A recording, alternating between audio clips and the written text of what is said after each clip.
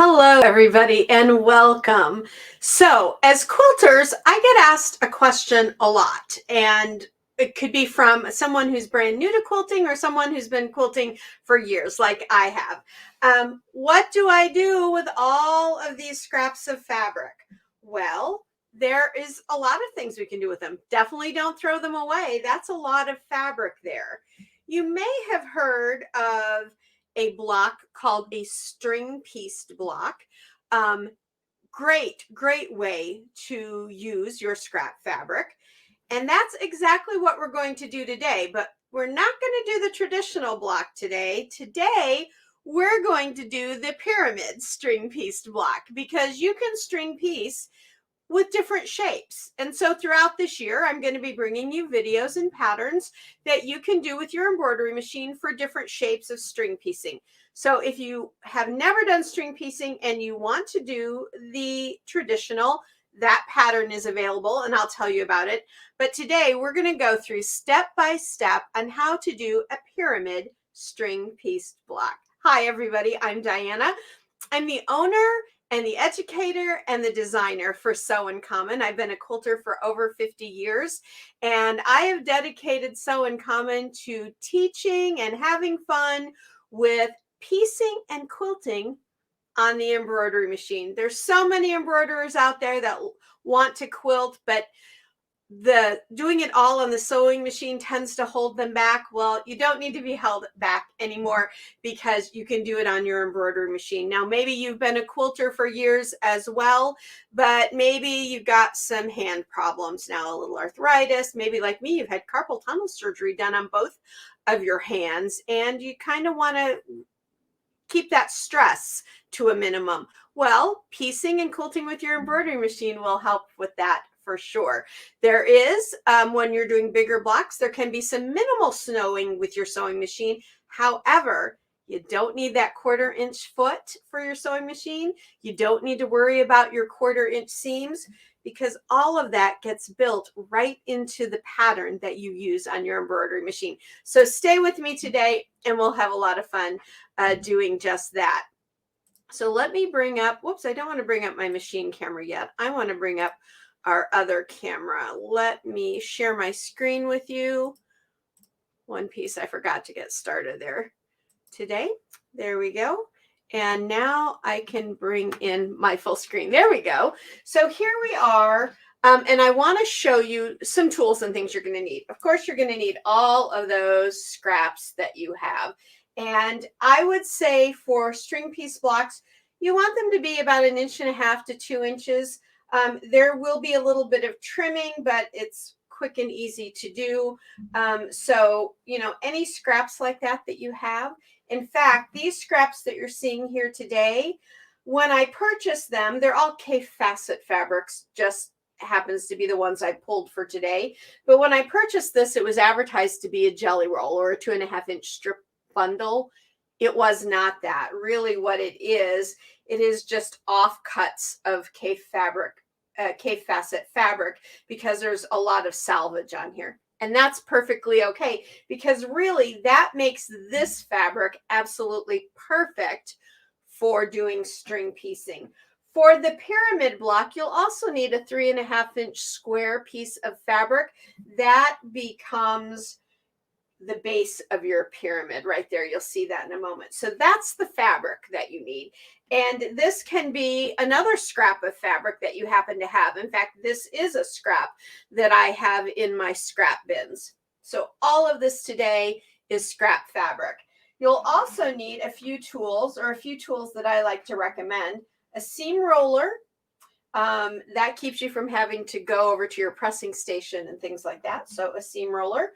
I like to trim my blocks using a pinking blade on my rotary cutter handle. So I just bought a second handle and pinking blades because when I trim these out at the end, all those little dips you see there, all those little valleys, that's taking bulk out of the seams. So I like to do that. But if you don't have one, don't let that stop you because you can certainly use your regular 45 millimeter rotary cutter blade as well. In fact, this is what I used for years and years and years. And then when I really decided wanted to try things to get my bulk out, I started using this. In fact, if you want to know more about getting the bulk out of your seams, I have a whole video on that here on the YouTube channel, getting the bulk out of your quilt seams. You can check that out. You're also going to need a really good pair of snips. I like scissors that have a micro serrated blade. It gives you a really crisp cut, and it really helps to keep the fabric from fraying and shredding. So you'll like that. And I also recommend a fabric glue stick. Any brand at all will work fine. If you want to use one of those little glue sticks that we get the kids for school, make sure that it says that the glue is non-toxic. That tells me, the non-toxic tells me that there aren't chemicals in that glue that are going to harm my fabrics over time, okay? And that's what we want to look at also when we're looking for an embroidery tape. You can use traditional embroidery tape, paper tape. This brand that I use, I love. And I'll just tell you, it's Kimberbell. I love their paper embroidery tape. But I also, some folks introduced me to a medical tape. And the reason it's so nice is look at how easy it tears. I mean, it just tears super simple. However, the brand that they showed me was not non-toxic or for sensitive skin. So when you look for a medical tape, look for one that says for sensitive skin. That's the same as saying non-toxic on our glue sticks. And so I did find a Metapore medical tape that is made for sensitive skin. It's made by the 3M company.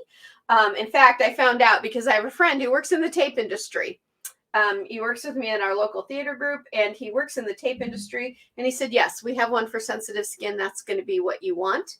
If you're going to use a painter's tape, please find one that says low tack or for fine finishes like ceramics and fine woods and things like that, because that also, those words also mean that same idea as non-toxic. They're not going to cause problems. Now, I know that a lot of folks, when they're working on their normal embroidery projects, they don't worry about that at all.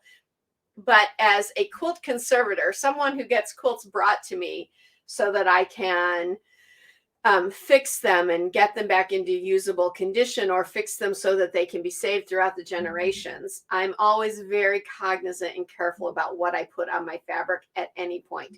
So non-toxic, sensitive skin, low tack, or for fine finishes, all those kinds of words will tell you that those glues basically on them are going to work out just fine. And so I'll tell you what we're going to use that for in a little bit.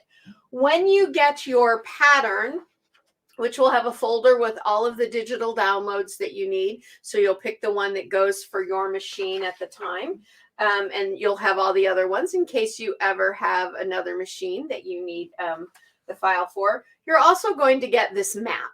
Now, this map will do two things for you. If you ever need to put your square in and you need to find out where the center is for some reason, those crosshairs will do that for you. But what this map really helps you with is to show you how you lay your fabric down. So piece 1, piece 2, 3, 4, and so on. So building the pyramid really is a back and forth from side to side. So I like to print this out. You could just look at it right on the screen of your computer or laptop, whatever you're using. But I like to print one out because I even like to go in and check off which side I've worked on and stuff like that, because that way if I run away from my computer to answer the front door or take a telephone call, whatever, I know where I left off really easily. So you'll need that and your file, and you're going to need your hoop. Your embroidery hoop should be a minimum of a 5x7. This is a 5-inch finished block that we're going to work on today. Let me bring that back in for you. It's a 5-inch finished block. And for those that are new to doing piecing in the hoop, we always talk about finished block sizes with our pieced in the hoop blocks, because all of our seam allowance, everything is added in. When you cut your fabric is cut with a generous amount so that you always have enough to trim up for that 1/4 inch at the end. We'll talk about that all at the end of the video when we cut it out of our stabilizer. Now that bodes the question, what stabilizer?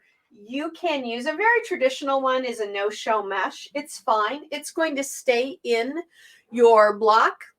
It's fine. The one I'm going to tell you not to use is a tearaway. Because all of our seams are just run stitches, a tearaway is a little rough getting out of the back of something like this, and it can truly tear away your stitching, and that causes a problem. But I'm going to show you how I take this off so that you end up with absolutely no stabilizer on the back at all. And that's because the stabilizer I use is a water soluble. Any brand water soluble that is kind of the white opaque, the kind that we use for freestanding lace, works perfectly. You only need one layer of it. My blocks are that way, and then I can show you how to remove that really easily. I'll show you that at the end, so stay tuned because I've got a little trick and some tips there for you.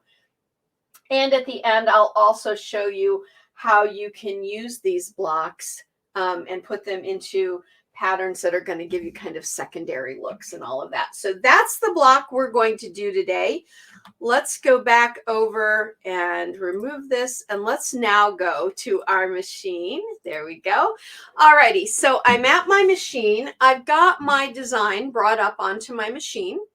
I will tell you that I love doing these string piece blocks. So all my string piece patterns, I load right into the machine so that I don't even need my USB stick after I put it on there the first time. Because whenever I get a pile of scraps and I just have a lazy day and I just want to do some piecing and I don't want to really think about it, I grab all of my stuff and I just make string piece blocks. And then before you know it, you have enough for a quilt. We'll talk more about that here in a little bit as well. So I've got my pattern up here. I have loaded and hooped my stabilizer and my hoop, and you need, like I said, a 5x7 to do this block, a 5x7 hoop to do this block. And I've gone ahead and I've stitched out, let me just bring this forward a little bit. I've stitched out the very first step. That's what we call the boundary box. It tells me exactly how big my block is going to be when it's finished. And it helps guide me a little bit when I'm laying my fabric down. So we'll put this back in, and we're going to stitch out step number 2, which is the placement line for that first piece of fabric that we're going to use to start the base of our pyramid. Okay, there we go. Now, I am piecing in a black thread today so that you can see it on here. Normally, I like to piece with a very light dove gray. Any brand. This brand happens to be Isacord, which I really like. If you want to know the number, here, let me put my magnifiers on quick. It is number color 0184. That's the one I like to use a lot when I'm piecing, but any brand of embroidery, polyester embroidery thread that you use that has a light dove gray will work just fine. But I'll do it in the black today so that you can see it. All right, so let's bring out our hoop here, and we're going to lay our first piece of fabric here. Now, you only need a 3.5 inch square, and instead of laying it like this, I want you to lay it like a diamond.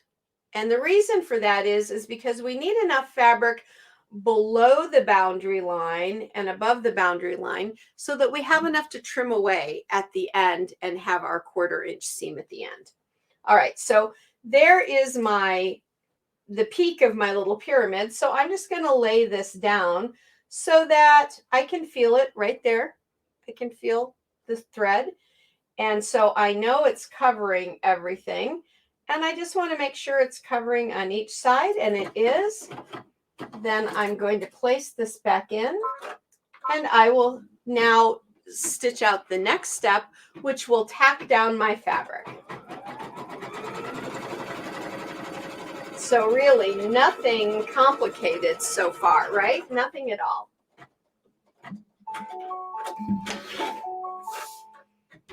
Now, if I'm following my little map, I would just go in and go check that right off, okay? That way I know I'm done with step one. Now I'm going to bring this down onto my table. Whenever you're trimming, please put your stuff on a hard, flat surface. Don't put it in your lap. You're going to end up loosening your stabilizer and stuff, and then you're going to end up getting out of registration, and we don't want that. So what I'm going to do here is I don't want to trim up right to my line. I know that we do that sometimes with other embroidery type projects, but with piecing in the hoop, you want to leave an 1/8 to a 1/4 inch here, and you just need to eyeball it. If your cut isn't completely straight, like mine isn't completely straight there, that's no problem. If you want to straighten it up, you can, but honestly, I don't ever worry about that at all. That's not something that needs to be on my worry list. And then I'm just going to trim it down this side. There we go. Now, I am going to leave all of this alone because this will get trimmed out at the end when I trim around my block. All right, so the next thing we're going to do is lay our next piece of fabric. Now, for those of you that are new to piecing in the hoop, I'll let you know how this works. For those of you that have been doing piecing in the hoop with us for a while, you know this already. First piece of fabric is always laid down right side up, or pretty side up. I like to call it pretty side up. And then all other fabric is laid down right sides together or right side down. So piece 2 goes on the left here. We see that in our map. So then we're just going to grab, and honestly, I just grab fabric. When I'm piecing scrappy, I just grab fabric. I don't worry about it. So I'm going to lay this down so that my fabric is at least the same height as this, maybe even just slightly over. And I like to lay it down so that a little bit of my under fabric peeks through. And I'm going to put this back in. And now I'm going to stitch it down. So this method, for those of you that are new with us, is, oops, let me put up my camera. There we go. Is stitch, flip, and stitch again. So there is my fabric stitched down. Now here's where your seam roller and your glue stick can come in handy. You don't have to use these. They're just handy if you need them. So I'm going to put just a little, let me bring that up so it's actually on there. There we go. A little bit of glue right there. Now I'm going to flip this fabric over, and I'm going to take my seam roller, and now I'm going to stitch this out and tack it down. That's the next step. That's step 5 in the pattern. Okay, now there will need to be some trimming, usually between each one. So we'll bring this back down to our flat surface, bring our camera down. Now, I'm going to trim just right here. I don't need to trim this down here because, again, that will get trimmed off in the end. But I am going to trim right there just to get some of that bulk out of there. There we go.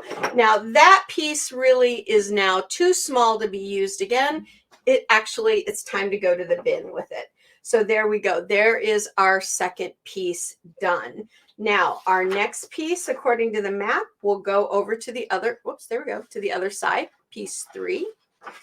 I know, there we go, piece 3. So now we've done here, we're going to go over here, and I'm just going to grab another piece of fabric. And just like I did before, I'll lay it right down there. I'm letting a little peek through on the other side. There we go. Let me put this back in my machine, and I'll bring my camera back up. There we go. Let's see, can we see that? There we go. Hang on, I'm just gonna, there, okay. There, perfect. And we'll stitch this down. And I'll show you something here when we're done. Now, you don't have to use your glue stick in this scenario. only if you want to be really careful and have it lay down super flat and not give you any problems. You can also seam press it with your finger, do a little finger pressing, and then just kind of lightly hold it if you want. This Kaffe Fassett I'm using is a little bit lighter weight fabric, so it lays down on its own pretty well, but I always like to kind of maintain just a little light hold on there. So you're going to see that these are not getting stitched down across this the bottom edges. Don't worry about that, and I'll show you why after we've stitched down the very last piece, because we stitch those all down at one time. You'll see that here towards the end. Okie doke. So you can see with this, we're just moving our fabric from side to side to side. There we go. From side to side to side. And it is creating our pyramid because we started out with that triangle, that pyramid shape. And that's why you can do string piecing in lots of different shapes depending on the fabric that you start with. So I have some others that will be coming out this year. That one's a little bit short. I should be able to use this one though. So you'll be able to see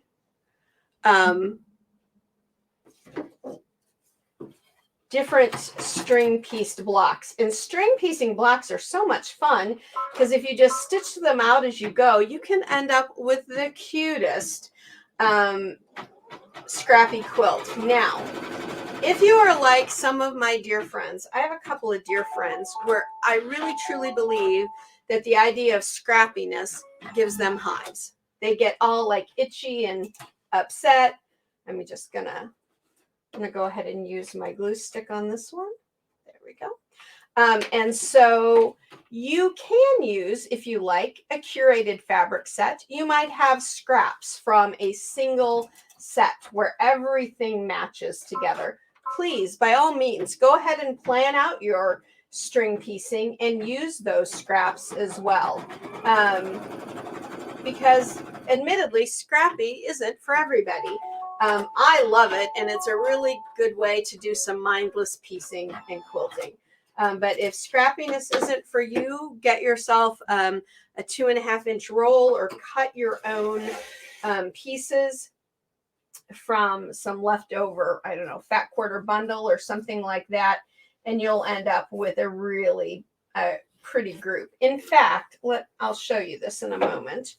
Let's see. Let me bring back this square. This particular square, although it looks pretty scrappy, this is from a 2.5-inch roll, and all of those are meant to go together. So although I didn't think about where I placed the fabric, I know they're all going to work together because they're all from the same fabric collection. So you can do something like that really easily. Alrighty, so we've done 1, 2, 3, 4. Now we're going to come over to here to step 5. Grab another fabric. Now let's look at this a little bit. Let's see, is this the best one I have to show you this difference? Give me just a second here. Kind of digging through my pile over here to see if I have one that's going to show you what I'm talking about better. Yeah, this one might be it. A little bit better to show you what I mean. Okay. We'll use that one, but I'll tell you what I'm going to show you.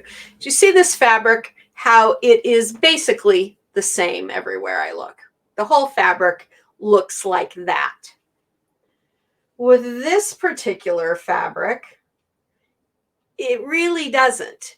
I've got purples up here. I've got blues down here. So when you're doing your string piecing, if you're like, ooh, I'd really like these blues, not this purple and green to show up, then place your fabric so that you're using that blue. So here, in fact, we'll just use this one on this side. That's fine. This one here, I'm going to place it so that when I flip it, I'm getting this, all this blue from this flower right there. And then I'll trim on both ends. So we'll go ahead and do that. And you can see exactly what I mean. Let me place this in the machine. and bring up the camera. There we go.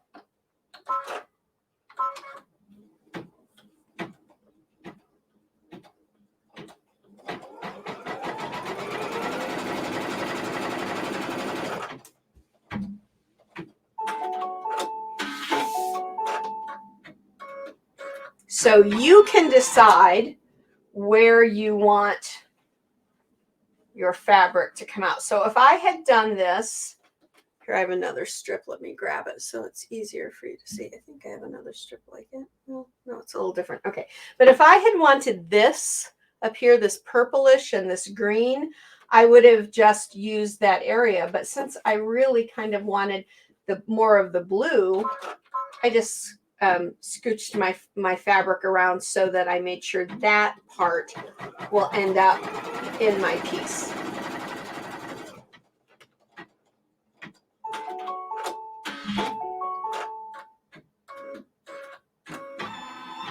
Okay, bring it down. Now, so I'm just going to come up here and cut across. And I still now have a piece big enough. I can still use this on another one, probably like another one at the beginning where the pieces are shorter. I could use that for sure. So that's not getting thrown away yet. And then I'm going to trim this one just like I've been trimming all the rest. Now that really is not usable for string piecing anymore. So I will put that one in the bin. Alrighty. So now we've done 2, 3, 4, 5. We're on to piece number 6. Let me grab another strip over here. I've chosen this one, and I just chose it at random, literally at random. Okay.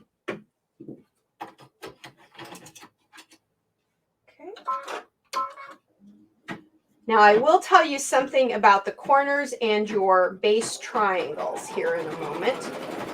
Especially if you are someone that likes order and consistency within the colors in your squares, you'll be interested in this next piece I'm going to tell you. All right, let's just tack this down, and when we go to trim, I'll tell you what I'm talking about regarding the base triangle and the 2 top triangles.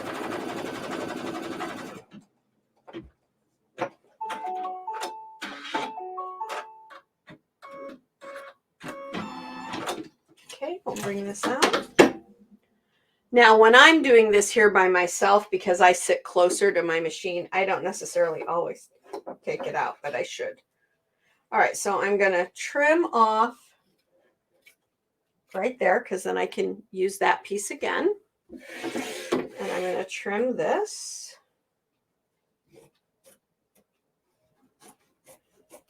And you can see what beautiful clean cuts I'm getting with these serrated scissors. If you're interested, those are from Karen K. Buckley, one of my favorite scissor brands. But any really good scissor, any really good scissor with a serrated blade will work for you just fine. Okay, so let me tell you about the base pyramid and what will end up being the triangles up here. Let me grab our sample block here. So you see here on the sample block that in the pyramid, you get this base pyramid and you get the 2 triangles at the top. If you make these fabrics all the same, when you put your blocks together, you will get little diamonds in a square that are all the same color. So you'll have all of these same color diamonds, diamonds in a square with all of this beautiful scrappiness around it. So if you want that, you can do it. I'll show you more later when we go to put this all together. So now we're moving over to 2, 3, 4, 5, 6 to piece 7. Let's take a look at our map, make sure that that's where we're at.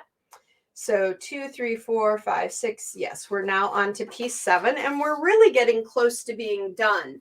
The interesting thing about string piecing is that it goes really quickly when you're not listening to someone talk you through it like I am, or when you are doing it on your own, because I'm working at 700 stitches per minute, and this whole pattern, minus the time it takes to flip and lay your new fabric down, only takes 3 minutes to stitch out. So if you have a good afternoon where you can just sit and stitch, you could stitch out, whoops, let me move my camera up. There we go. You could easily stitch out enough blocks in an afternoon for a throw quilt, definitely for a baby quilt. So if you want a 36 by 36 inch baby quilt that they could use for, what do they call that now? Tummy time? We never did tummy time back in the day when I was having kids and stuff. We never did that. We did it. We just didn't know it had a fancy name, I guess. So, but for that, or for throwing over them in their car seat, or as they get older into that toddler age where they like to carry their blankies, their woobies around with them, something like this would be perfect. So maybe make all of your triangle pyramids and stuff the same color, and use some children's fabrics if you like to make it, truly child oriented. And then go ahead and make that for them. They'll love it. All right, so now we're on to our next piece here. And let's see, let's grab something I haven't used yet.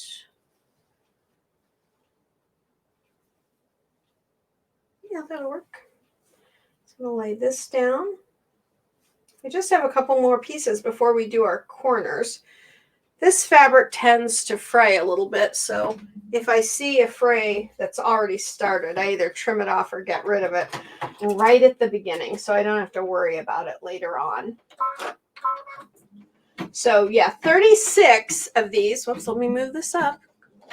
36 of these 5-inch finished squares will give you a perfect 36 by 36 inch baby quilt or tummy time quilt. But in an afternoon, you could easily make enough for a throw. Just calculate out how big you want your throw to be, and then divide all of that up by your 5-inch blocks. And you could sit and make the blocks in one afternoon.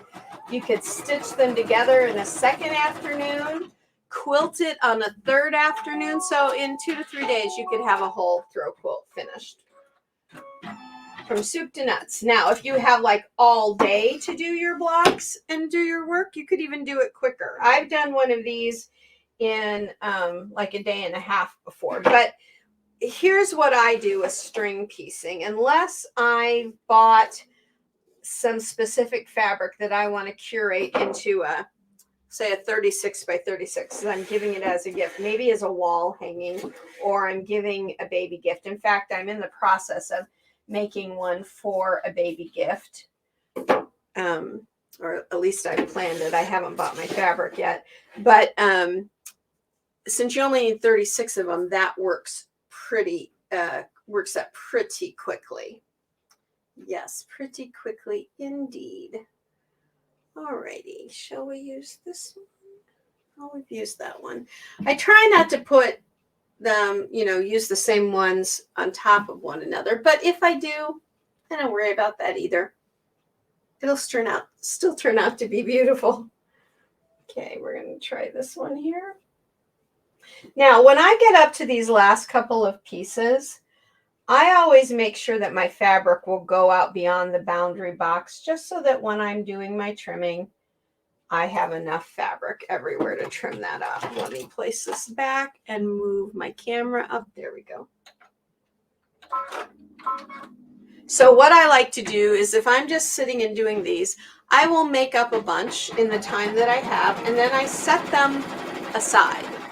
And then when I have all the ones that I need to make, I make a nice big, I like to make oversized throws for our living room because my husband is tall.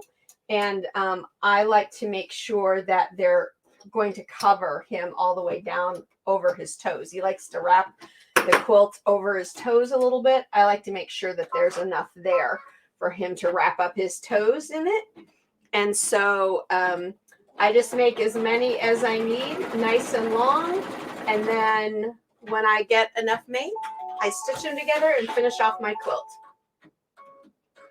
I don't use my string piecing for me as a regular project, like I said, unless I'm doing a baby quilt or something, and then you know, that takes a little planning, because some people love these string quilts so much they ask for them for their babies, which I'm more than happy to make them.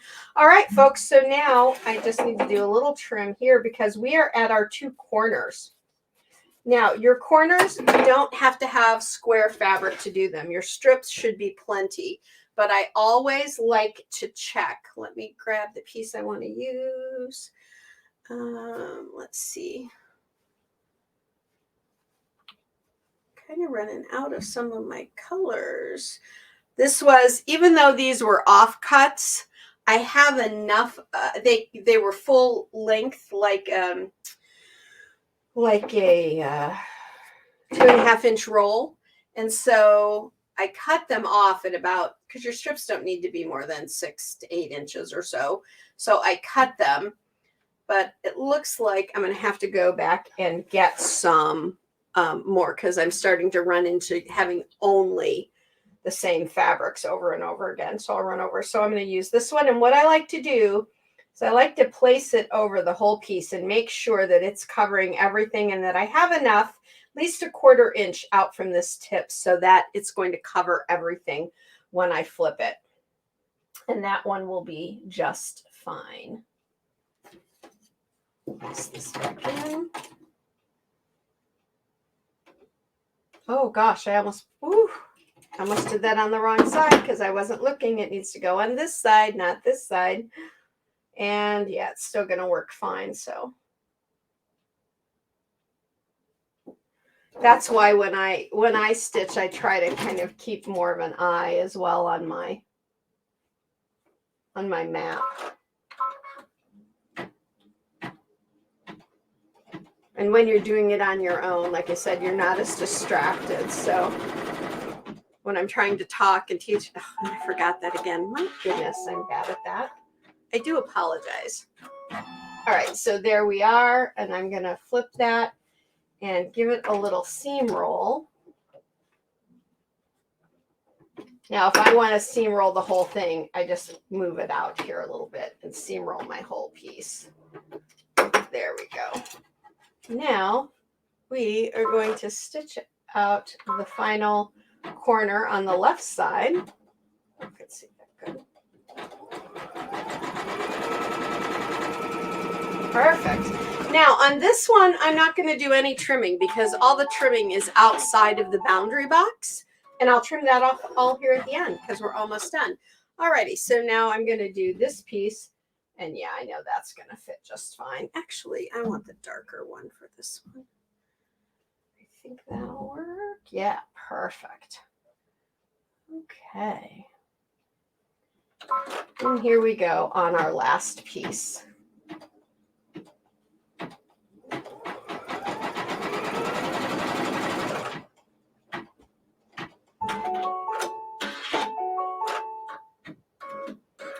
And we'll just flip it.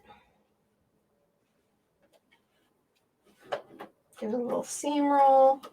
Just a little finger press there. There we go. And now we'll stitch this down.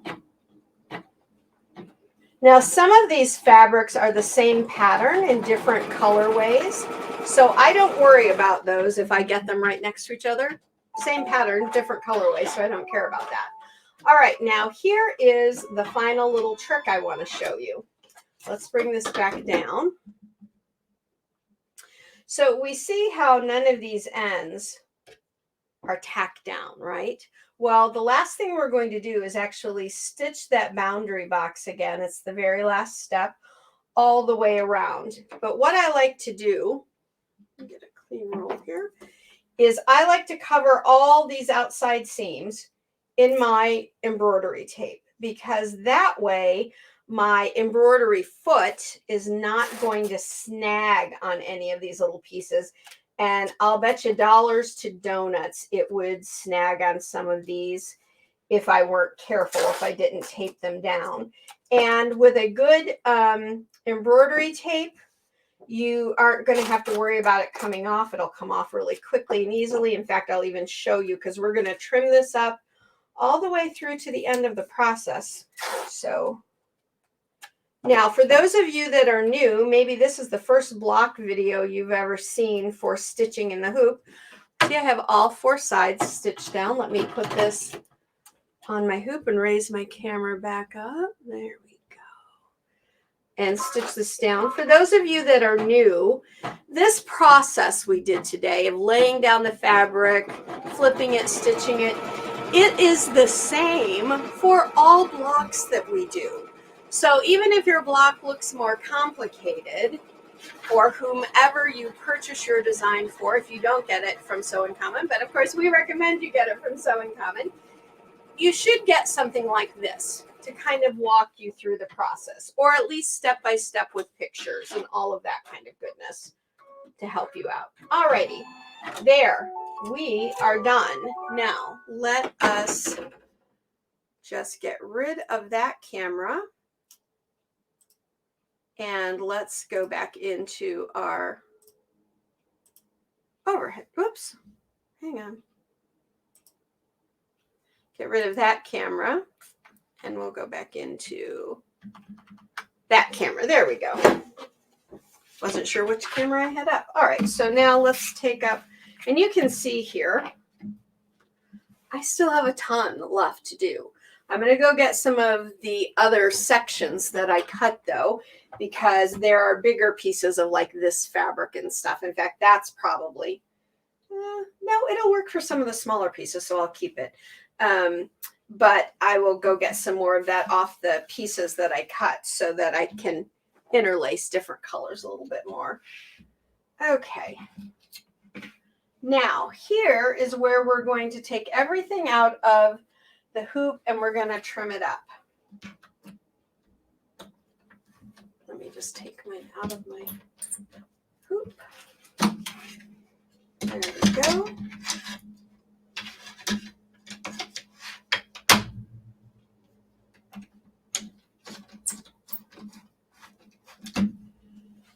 And let me just, okay, it's got caught in there for a second.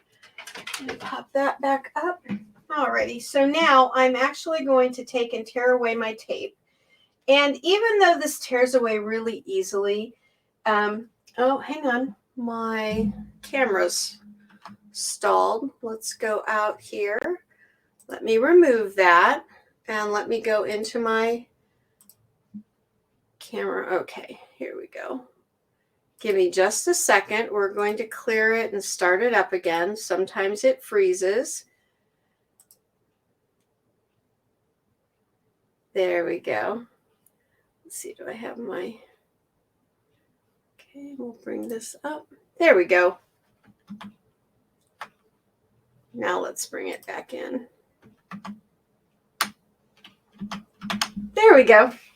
Alrighty, so even though this tears away super easy, just like that, please be a little bit gentle with your fabric when you're tearing the tape off. You're still tearing against run stitches, and run stitches by far are the easiest to pull out, more so than say a satin stitch or a fill stitch, anything like that. And if you have these little pieces, because this tears at its own whim, just get in there and it will come away pretty easily. You might even use, oh gosh. Let me get that off my fingers. There we go. You might even come in here with a little pair of tweezers and get that started, and then it should pull right away for you. There we go. Pretty easy. Get it off my fingers. And we'll just keep bringing this down. There we go. Now we'll do the inner piece. And I always try to do them in these two sides like this. That way I'm not pulling up right over those stitches. That's the nice thing about this particular tape. It lets you do it in those sections so that you're not pulling against this right on top of the stitches. This particular roll is being a little bit more difficult than my last one. I hope it said I ordered this roll from the internet instead of buying it at my local pharmacy. I hope they didn't send me. It said sensitive skin on it, so I hope they weren't misadvertising. That would make me very unhappy if they were misadvertising what the product was, because this one seems a little bit stickier. There we go. Or maybe I'm just having a hard time today. Who knows? Alrighty. And I'm going to tell you where you can get your patterns and all here as soon as we're done. But I still have a couple of tips and tricks to show you before we do that. All right, let's put that down. There we go. And just a little bit more.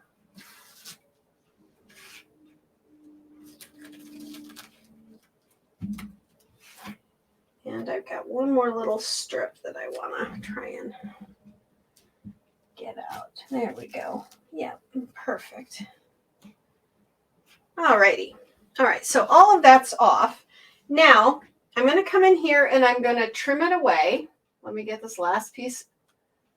Good grief. Let me get this last piece of tape off. I'm sorry, guys. Okay, I really think they sent me the wrong tape. I'm going to have to check that out. All right. All right, so now I need my ruler. This is my favorite. You can use any ruler that has a 1/4 inch marking. And I'm going to use my rotary cutter. I like, again, the pinking blade. I'm going to place this 1/4 inch mark right on my stitching, because that then, when I cut it, gives me a 1/4 inch guide for sewing these together, so that I do not need a rotary cutter or a 1/4 inch foot. My pinking blade is taking out some of my bulk, which is just the bane of our existence, isn't it, as quilters? Getting the bulk out of the seams. Seriously, if you want more tips and tricks and info on getting the bulk out, check out our video on that. Because, you know, I've tried a lot of things over the last 50 plus years in quilting for that. And the ones I show you in the video are pretty much my tried and true ones that I use most often. And yep, that's all lined up. One more cut there. Okay, now I'm also going to cut my corners just to get those dog ears off, because truly it's the dog ears that cause the problem. You could measure it if you want, but I don't even bother. I just come in here and do this. If you're a little nervous, then do the measuring, but I like to live with risk, I guess. There you go. Now, there is our string piece pyramid block. Isn't it cute? Yeah, I like that a lot. So before I show you some ways to put these together, let me show you how you're going to get this off, because I know some of you that have worked with wash away before has said, I'm going to have to soak that whole block. No way. You don't have to. No, not at all. Take a water pen. You can get this at an art store, a fabric store. All you want in here is water, not water plus a little conditioner or anything like that. Just water. And there, now you're seeing it, right? Since I had to restart it, it flipped itself again. So all I come in here and do is I trace around all of my seam lines with my water pen. And it's going to get the block a tiny bit wet in those areas, but not the whole block. So when I'm done here, the next thing I have to do is go over to my pressing station and press. So that'll dry that really quick. So I let that sit for just a couple of seconds until the water starts to do its work. And I use tweezers because that gets sticky, because it's really just a starch. And I just get that right out of my seams, so that when I'm done, like I showed you on that little block earlier on this diamond in a square, there's absolutely no stabilizer left in here. Now, when you press, it's going to press a tiny bit stiff to start, but that's okay, because that really helps you when you're sewing these together. And then when you wash your quilt, and by all means, always wash your quilts when you're done with them. Get any chemical, anything and everything you can out of them. And then any little bits of starch that are left in there will just wash away, and it'll be soft and wonderful. So I would do that. On this one, you know, there's quite a few little seams, but it'll work really easily. Now, you don't have to take everything out. You could just take out your ends. However, when you wash this, all of that will wash away. And although it's perfectly fine to wash this down your plumbing, I've talked with my plumber because this is just starch. He said to me, Diana, you won't get any more problem with washing this away than you would with pouring a pan of potato water, starchy potato water down. So you're fine with this if that's what you want to do. But I try to take it out and just be done with it. And then you've got a beautiful block. Now let's bring in some blocks that I've already made. And okay, these two have the same color. Oh no, these two have the same color pyramid. So if I use the same color for my base pyramids, look what happens when I put them together like this. I'll end up with a diamond in a square that is the same color. Now, if I did my corners with the same fabric, I'd end up with the same thing as well, because let's look here. Here's one. Those two happen to be the same. It just randomly happened to be the same. And look, that is going to end up making a bigger diamond in a square there at these corners. And then let's see, I thought this one matched up with another one as well. Am I wrong? Actually, these two match up pretty well. Let's move that down. These two match up with that fabric. So if I'm just trying to show you ones where the fabric would be the same. So let's do this. Let's place this. You could pretend that all of those are the same and you'd get a much bigger diamond in a square. So by the time you were done, you'd have all of these great little diamonds in a square and big diamonds in a square, and then all of this other string piecing on the side. Isn't that fun? I love that. And when you're playing with these, if you have a design wall at home, lay them out on your design wall. See what you like together. If you want to go totally scrappy, by all means, go totally scrappy. There is nothing wrong with that at all. Let's move that one around to there. There we go. So I've got scrappy here, scrappy in my little diamonds. You can do all scrappy if you want. So super easy. So I have 5 of these done now. I have plenty of this fabric. I know I'm going to be making hopefully a throw quilt, but at least a 36 by 36 wall hanging from it. Let's go back to our main camera now and we'll remove that. There we go. So that is the string pieced pyramid block. Isn't that fun to do? Pretty quick. Great way to get rid of those scraps. Now, if you need the pattern and you want to do the traditional, which is done pretty much in the same way, we have a video for this on the channel, just string piecing. That's for this block. And then, of course, you just watched this one for the pyramid block. You can find those on the channel, the videos, of course, but you can find all the patterns at our website, www.sewincommon.com. Patterns aren't expensive. I don't believe in charging an arm and a leg for them, but they are how I make a living, so I need to charge a little bit for them. Now, here's another thing. If you've never pieced before, or if you have pieced and you haven't been with us in a little bit, this is our block of the month for March. It's the Pinwheel Star. And I know it looks complicated, but would you believe it's only 3 different squares? It's this double modified half square triangle, the quarter square triangle, and the diamond in a square with a twist.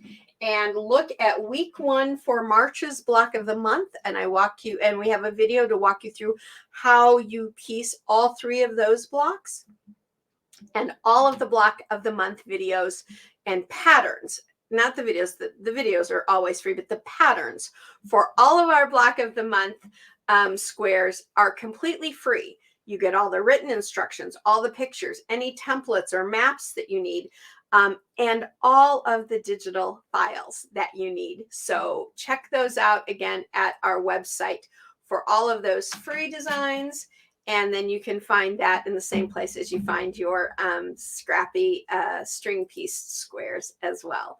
Okay, folks, if you need to get a hold of me, of course, you can contact me at diana@sewincommon.com or leave me a comment here. Have you done string piecing before? I'd love to hear your stories about your string piecing. Leave that in the comments.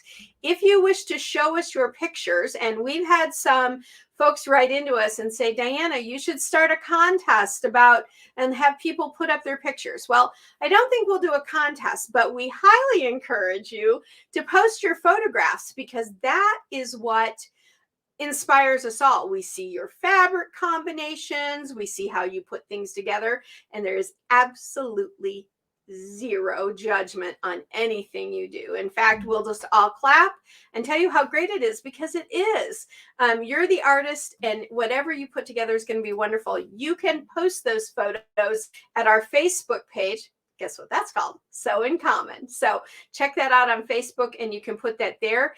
If you just post them, say on your Instagram or something, and you want me to be able to find them so that I can share them on our week 4 live Q&A each month, then add the tag @SewInCommon and hashtag #SewInCommon. That way I can find them and share them with folks, because the 4th week of each month is our live Q&A and the presentation of that month's block's finished project. Okay, so until next time, folks, go do some string piecing and sew life beautiful. Until next time, bye everybody.